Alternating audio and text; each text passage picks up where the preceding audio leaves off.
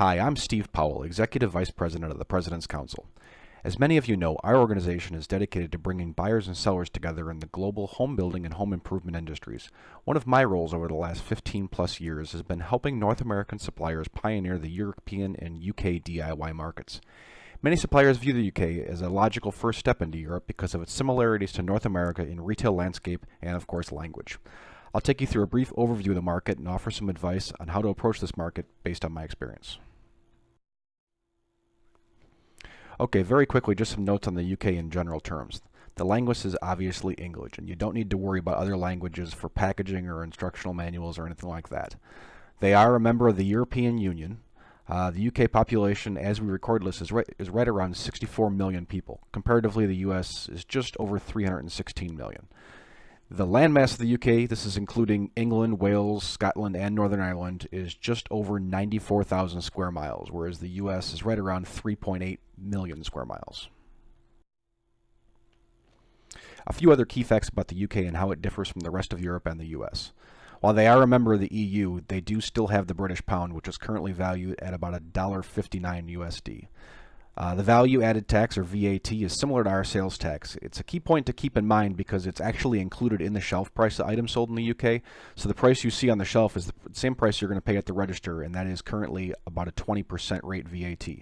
It's important as you're doing your like-for-like comparisons on your competition and as you're addressing the price points that your products are going to end up at the shelf. They're able to do this really because it's a national rate, whereas ours differs from county to county, so they can have the same price at the shelf throughout. The per capita GDP of the UK sits just over 38,000 compared to the US is right around 53,000. The average fuel cost is high, the equivalent of about $4.92 per gallon. They tend to drive smaller cars, and also it's helpful to keep in mind that logistics costs in the UK are quite a bit higher than what we see in North America. The average UK house is right around 1,000 square feet, where the US averages just around 2,300 square feet. Houses are not only smaller, but typically built without stick construction, but actually using brick and concrete. This means many DIY projects are more difficult, and therefore building materials are less of a focus in the DIY store, and the product mix tends to be more geared toward the garden and decor products. Key markets in the Eurozone to mention are France, Germany, Europe's largest economy, and the Benelux countries, comprised of Netherlands, Belgium, and Luxembourg. And lastly, Scandinavia, which is Denmark, Sweden, Norway, and Finland, who actually do not use the euro. Between the UK, France, Germany, Benelux, and Scandinavia are the homes of the retailers where you'll reach most of Europe, including Southern Europe. There are really two types of culture to keep in mind as you're looking at the European markets.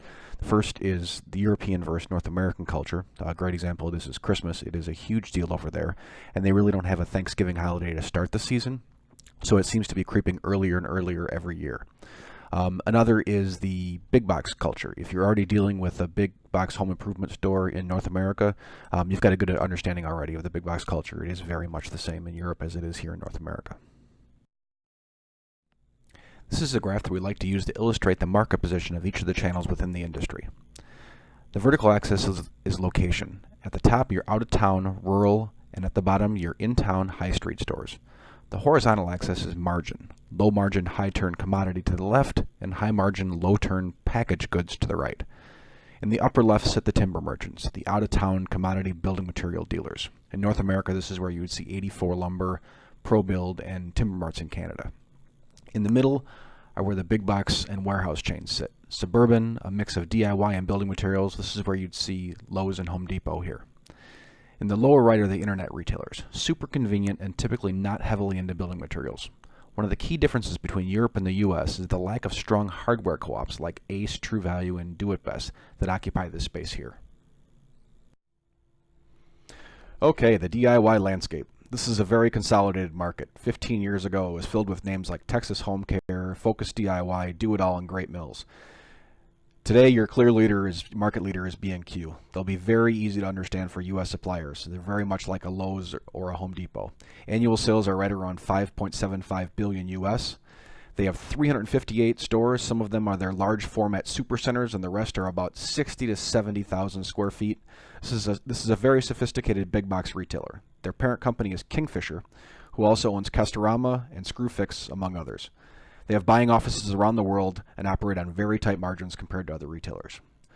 Homebase is the second largest and are positioned more on the decorative, emphasizing the softer side. They have been bought and sold a few times over the past couple decades and currently are a sister company of Argos, which is a major catalog retailer with retail pickup points somewhat similar to what Service Merchandise used to look like in the U.S.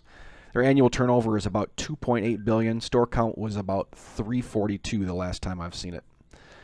Wilkinson is another key retailer in the market, but would not be what we would consider to be a typical DIY retailer. They operate about 234 stores that are a mix of light DIY and general merchandise. While they don't really have all the products that you'd normally find in a B&Q or Homebase, they definitely are significant in those categories that they do carry. Their annual sales are around $1.8 billion. And lastly, Wickes is alive and well in the UK market, currently owned by Travis Perkins, and does position somewhere between the pro dealer and the DIY shop.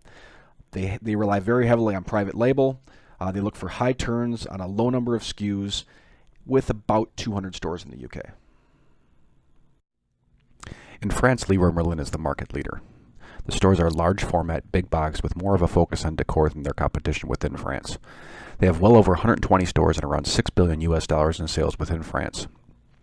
Their parent company, the Adeo Group, is Europe's largest DIY retailer with Leroy Merlin as the key brand. The group has an annual revenue of €10 billion with over 500 stores in 12 countries.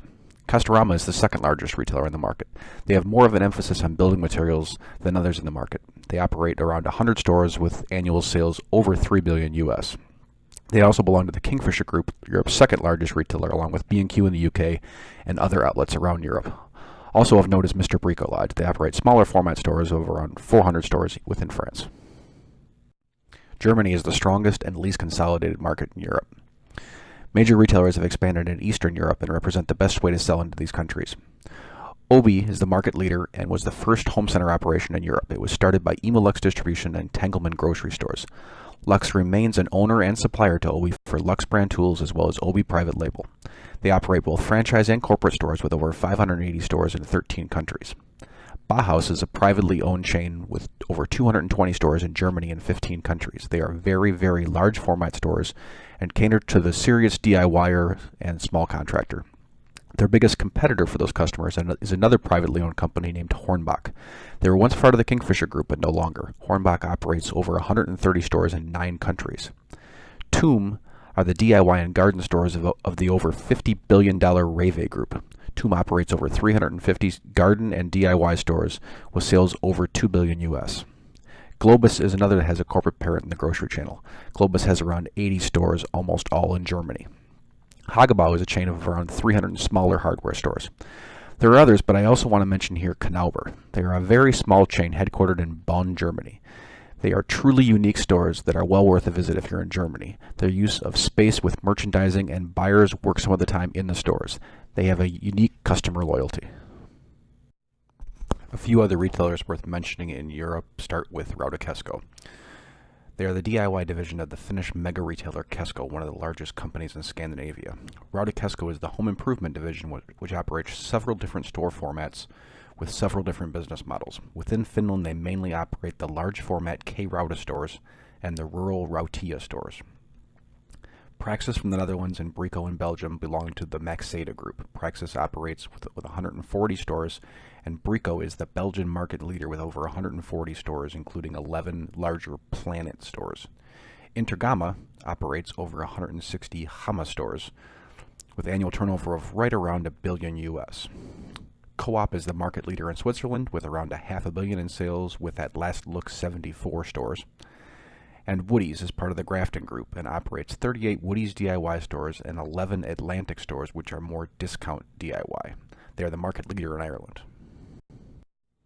Since the creation of the EU back in 1992, cross-border expansion has become an important part of European DIY retail. The Kingfisher Group was created by the joining of B&Q from the UK and Castorama from France. They now also operate stores in Spain, Ireland, Poland, China, Romania, Russia, Turkey, and the Arab Emirates. Leroy Merlin's corporate parent grew through crossing borders as well as acquisitions. Adeo Group operates different concepts depending on store size and country. Their main concept is Leroy Merlin, where the stores are from anywhere from 60,000 to 190,000 square feet. Over 230 stores fall into this concept. Smaller to medium stores, 20,000 to 60,000 square feet, fall into the Aki, Brico Center, or Weldon concept. There are 470 of these stores, and more than 330 of them are franchise stores. The 50,000 to 100,000 square foot store warehouse concept is called Bricoman. Adeo stores can be found in France, Italy, Spain, Portugal, Greece, Poland, Turkey, Romania, Ukraine, Brazil, and China. Several German retailers began expanding into Eastern Europe. Obi has stores in Austria, Switzerland, Czech Republic, Hungary, Italy, Poland, Russia, as well as the Middle East. Bauhaus expanded east and north into Austria, Switzerland, Denmark, Spain, Estonia, Finland, Hungary, Sweden, and Norway, among others. Hornbach expanded into Eastern Europe as well as the Netherlands and Sweden. And Raudekesco operates in Finland, Sweden, Norway, Estonia, Latvia, Lithuania, Russia, Belarus, with local chains and different names in nearly every market, including Bikemaker, Sanuki, Asko, Sutka, and more. Hypermarkets are an important part of the market because they carry a small selection of DIY and garden, but they can really drive volume in the products that they offer, which is typically light DIY, garden, and housewares. Of mention here, Asda is the Walmart in the UK with 360 stores. Tesco is similar, although they have more grocery and they're larger. They have 3,300 stores. And then Metro is the German outfit, and Auchan and Carrefour in France. As an import supplier, you're probably going to use one of three main strategies to enter the market. The first is the very simple cost leadership strategy. You're offering the same product that they already carry at a better price. Second is the value-added strategy. Here you're offering a better product than they currently are offering at the same price, so you're actually adding value to their line. The third is the comprehensive differentiation strategy. Here you're bringing something completely new to the market, whether it's product innovation, different styles, colors, features, a different brand that they're not typically carrying, or better services, which could be warranties, dedicated customer service, faster shipping, could be packaging, can be terms and conditions.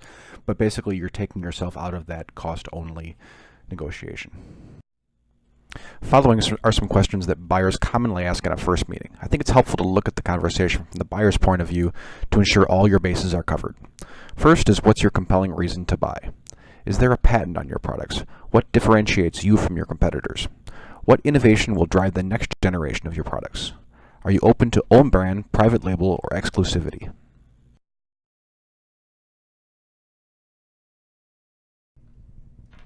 Where are your products manufactured? Can you ensure the quality? Do you have the required certificates for compliance in the market? Can you ensure 100% shipments on time and complete? At what percentage is your production capacity? What marketing communication vehicles do you offer to convince the end-use customer? This can include point-of-purchase materials. What sales support personnel do you have on the ground? How are after-sales service or replacement parts handled? A few tips on entering the market based on suppliers that I've helped do it successfully.